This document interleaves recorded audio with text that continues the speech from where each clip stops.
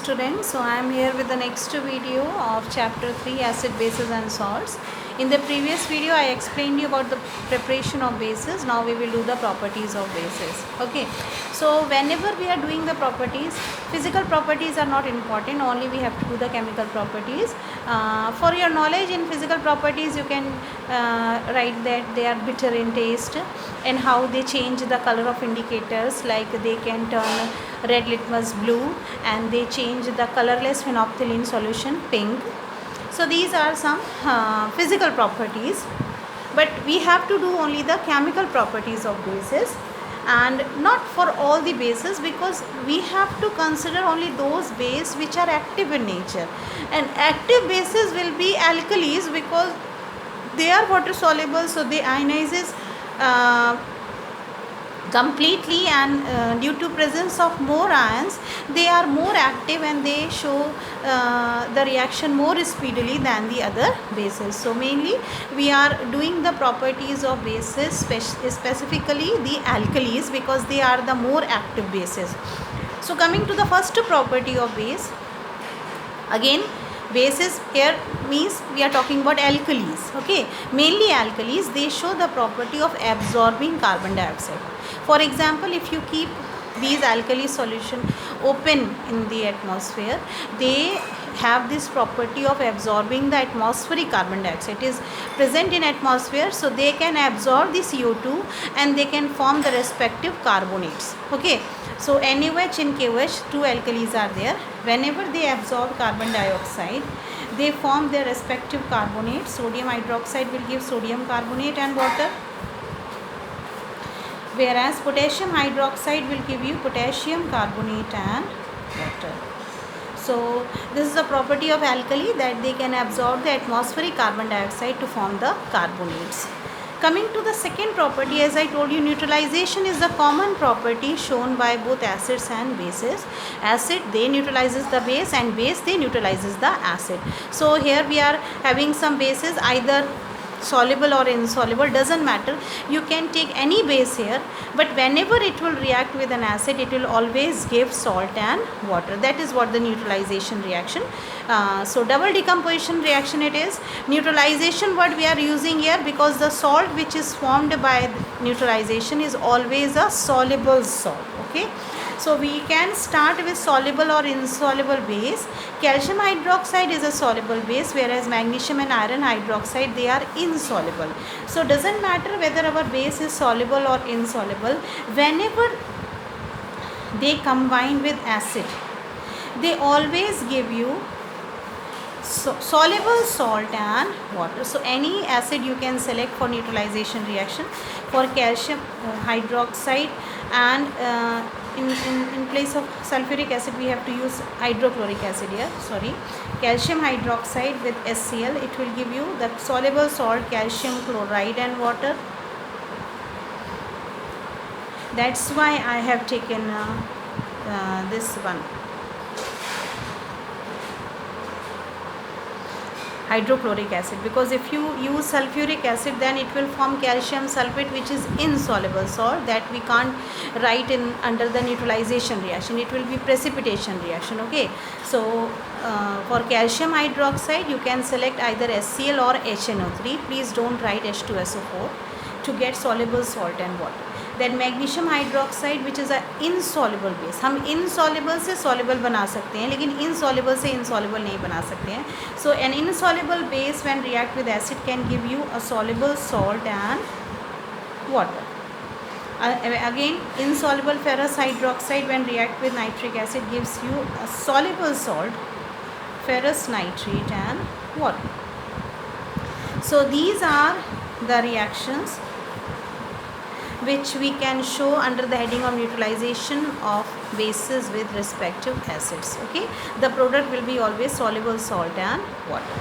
Coming to the third property of base, bases again alkalis. Alkalis show the property of decomposing salts of heavy metals so that they can give another insoluble base and another salt. I told you when we were doing the preparation of bases that reaction can be considered both preparation as well as properties of bases, because in that reaction we are preparing a base as well as we are using a base to prepare another base. So it will be properties as well as preparation. So here are some salts of heavy metals: copper, iron, zinc and lead. Again we have to start our reaction with soluble salts only, because this time we know that the product which we are preparing will be definitely an insoluble base, so we should start with a soluble salt. Okay, so I have chosen the soluble salt of these metals. Actually copper, iron, zinc, they have all the salts soluble except carbonates, sulfides and sulfides. Okay, so that I have not taken here. And lead, only one salt of lead, that is lead nitrate, is soluble. Other than lead sulfate, lead chloride, lead carbonate, all are insoluble salt. Again I am telling, don't get confused. This soluble and insoluble salt will be more clear when we will do the section of salts. Okay, so whenever we decompose these salts with alkalis, either NaOH or KOH,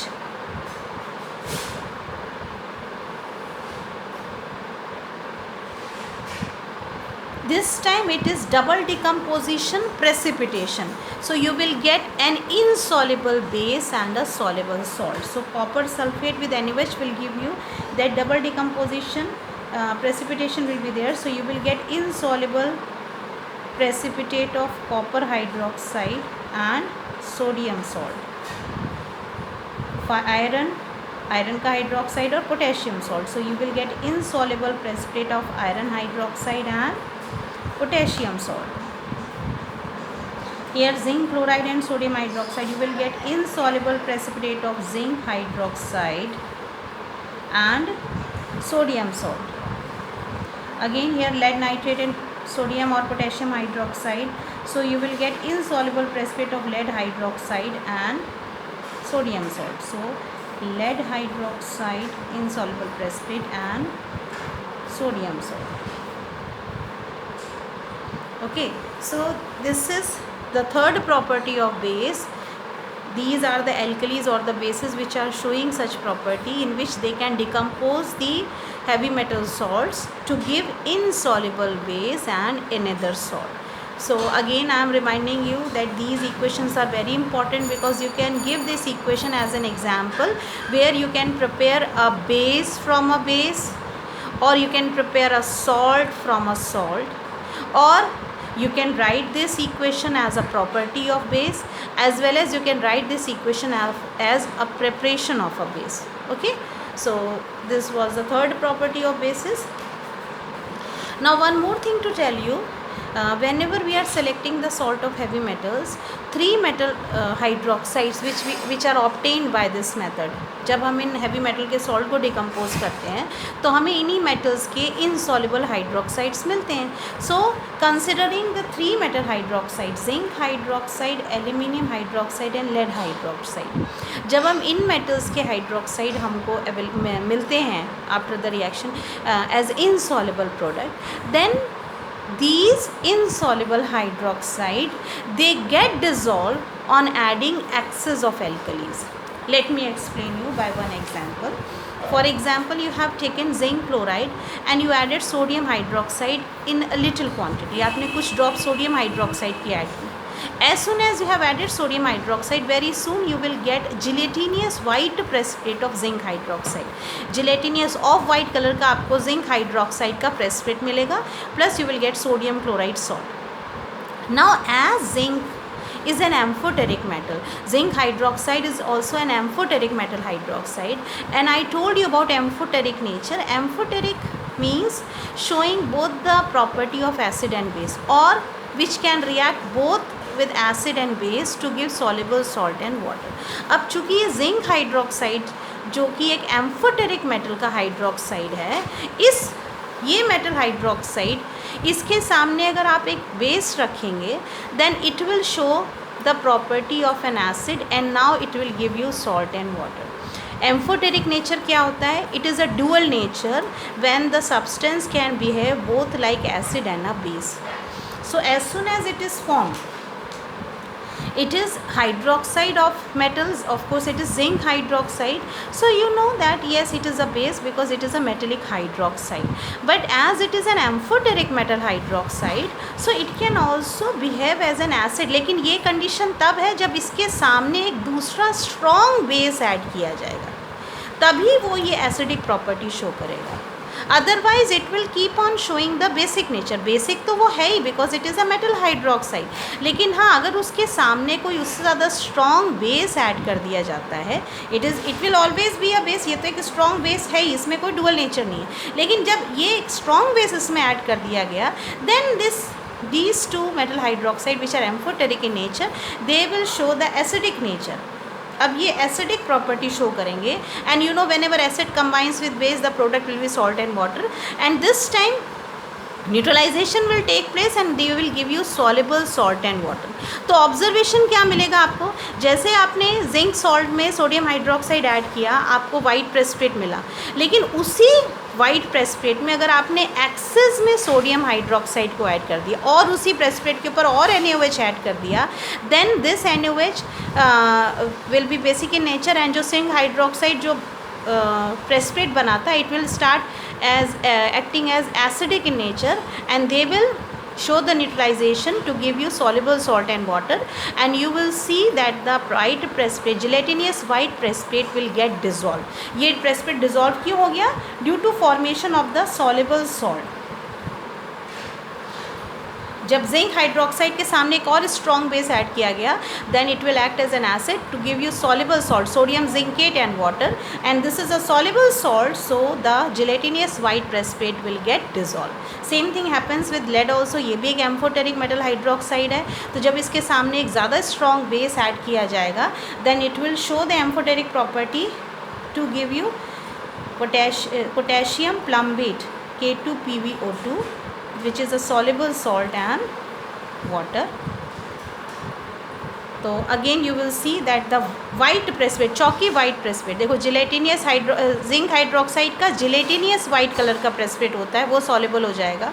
और lead hydroxide का बिल्कुल चौक जैसा white colour का precipitate होता है, chalky white और curdy white precipitate. It will also dissolve because of formation of potassium plumbate, which is a soluble salt and water. Now coming to the last property of base or alkalis. Again I am telling you, whenever we are studying the properties of bases, we are strictly studying the property of alkalis because they are more active. So coming to the last and very important property of alkali, whenever alkalis, either NaOH, KOH or calcium hydroxide, whenever these alkalis are added to ammonium salts, ammonium chloride, ammonium sulfate, they give you three products: salt, water and ammonia. So you can say that alkalis, they decompose ammonium salt and liberate ammonia gas. जो main observation है वो क्या है? Ammonium salts can be decomposed by strong alkalis to give ammonia gas. तो जैसे ही हमने ammonium chloride में NaOH add किया, the salt will be of course sodium chloride plus water plus ammonia. In case of ammonium sulphate, the salt will be of sodium sulphate plus water plus ammonia. Okay, and if calcium hydroxide is added to ammonium chloride, now the salt will be calcium chloride. Calcium chloride plus water plus ammonia. So these are the properties of bases. Okay, so revising once again, what was the first property of a base? Bases can absorb the atmospheric carbon dioxide to form carbonates. Second property is they show neutralization reaction with acid to give soluble salt and water. Third property, the alkalis, alkalis or the bases, soluble bases, they show the property to decompose metallic salts and form another insoluble base and water.